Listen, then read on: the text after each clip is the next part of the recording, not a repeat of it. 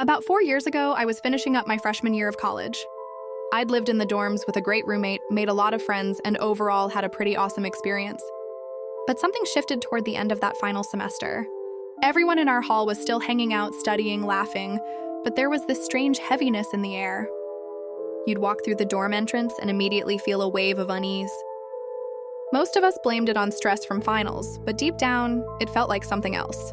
One night, after a long study session, I decided to take a quick shower before getting a few hours of sleep. That's when things started to get weird. Let me quickly explain the layout of our dorm and bathroom. Each hallway had 4 rooms, 2 students per room, except for the RA's single. The hallway doors were heavy, steel-framed with a narrow little window at eye level.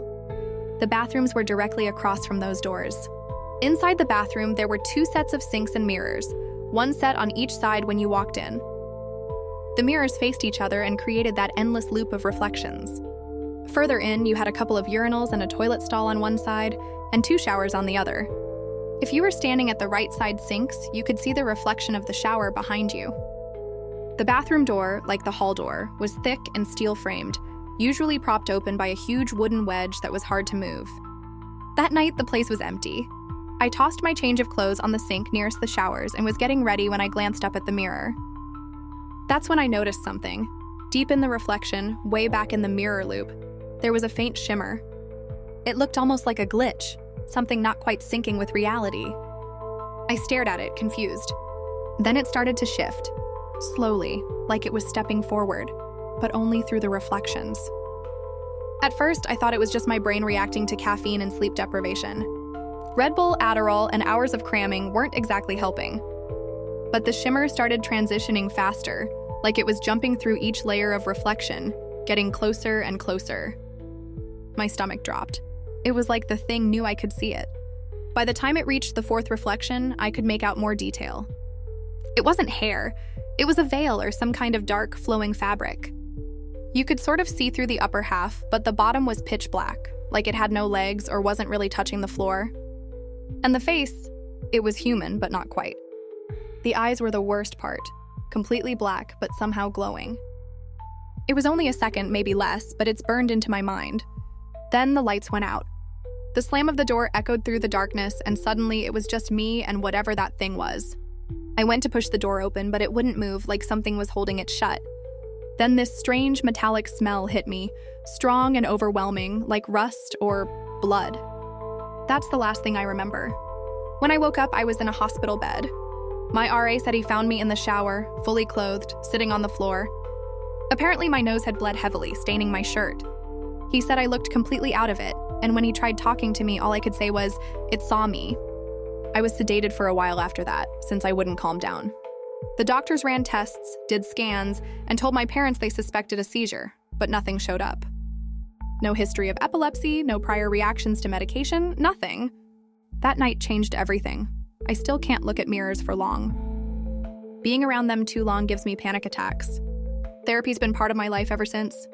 I've spoken to religious leaders, tried to make sense of it.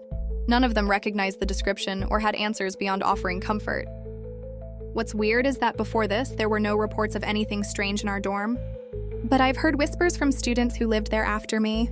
None of them ever saw anything like I did, but many said the place just felt wrong.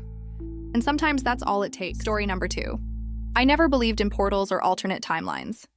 My friend would always tell me stories about people she knew, strange experiences, shifts in reality, stepping into other timelines, but I'd just laugh it off. It never happened to me, so I didn't give it much thought. But then came June 17, 2023. 2 strange events happened that day, just hours apart, while I was working at the pet store.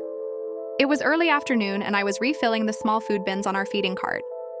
While handling the bin filled with millet, I noticed a crack on the side.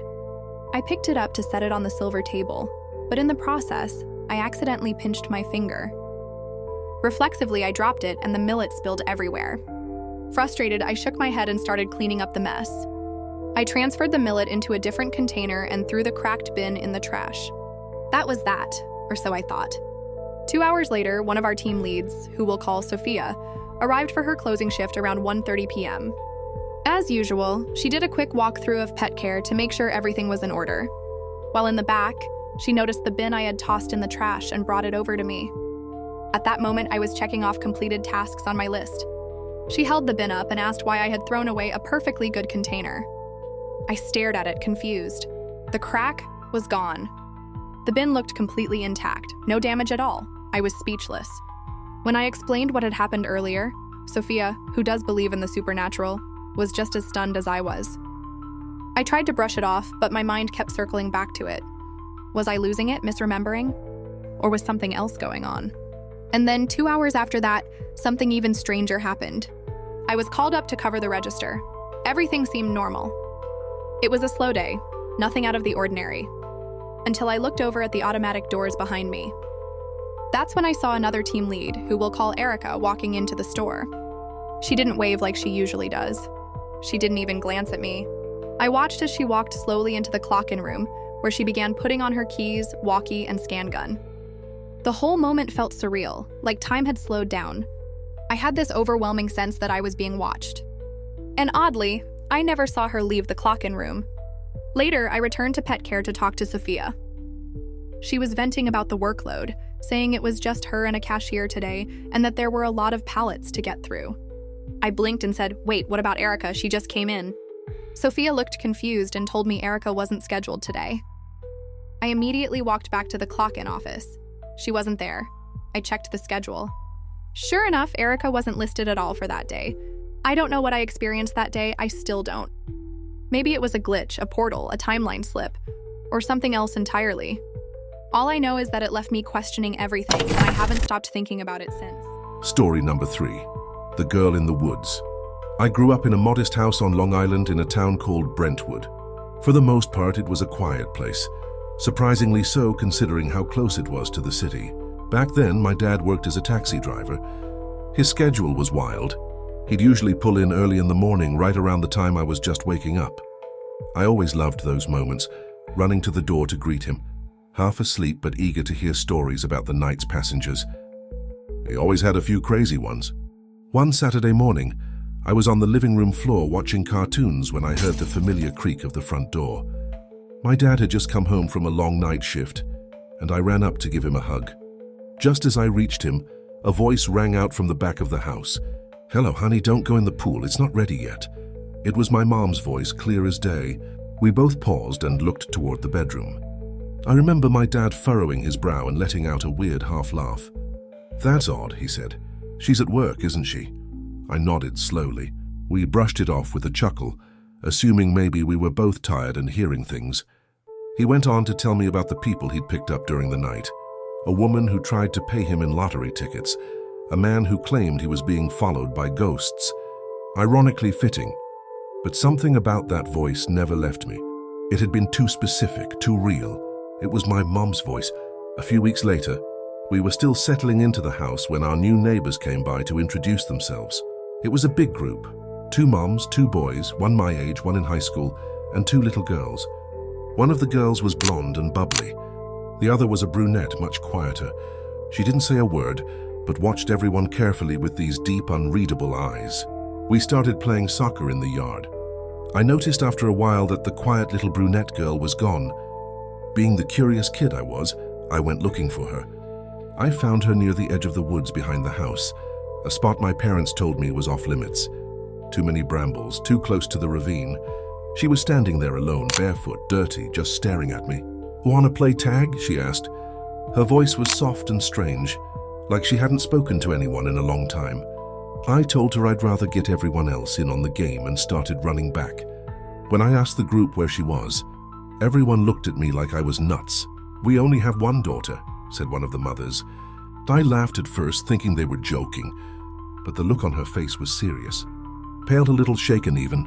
Later that day, after the families had gone home, my dad pulled me aside and asked me to describe the girl. When I did, his face changed. He didn't say much at the time, just muttered something about old stories. That night, I overheard my parents whispering in the kitchen. Turns out, a little brown-haired girl had drowned in our pool about 10 years earlier. Her mother had a heart attack shortly after and died in the same bedroom where we now slept. My mom had been trying to keep it from me so I wouldn't get scared. But scared doesn't even begin to describe what the next few years were like. The house began to change. Or maybe we began to notice things that were always there. The sound of splashing water at night when the pool was covered. My mom started finding wet footprints in the kitchen, small ones, barefoot, always leading toward the back door. My dad swore he saw her one night, sitting on the edge of the pool.